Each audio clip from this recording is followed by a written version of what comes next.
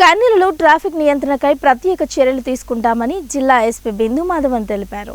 నగరంలో రగ్దీ ప్రాంతంలో ట్రాఫిక్ను కంట్రోల్ చేసేందుకు డిజిటల్ డివైడర్లను ఏర్పాటు చేశారు. వీటిని ట్రాఫిక్ పోలీస్ స్టేషన్ ఆవరణంలో జిల్లా ఎస్పీ ప్రారంభించారు.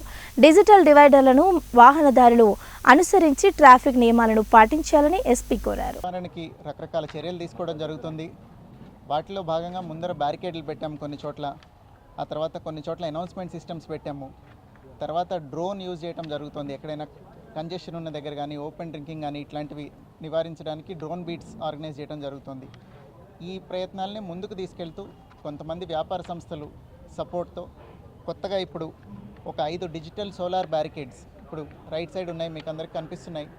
అవి డిజిటల్ ఇన్స్ట్రక్షన్స్ వస్తాయి, దాని మీద don't drink and drive, follow traffic rules ఇట్లాంటివి వచ్చేవి. డిజిటల్ బ్యారికేడ్స్ ఒక 5, అట్లనే నార్మల్ బ్యారికేడ్స్ ఒక 50, నో పార్కింగ్ బోర్డ్స్ ఒక 50, 2 యాంప్లిఫైర్లు ఇవన్నీ ఆర్గనైజ్ చేసి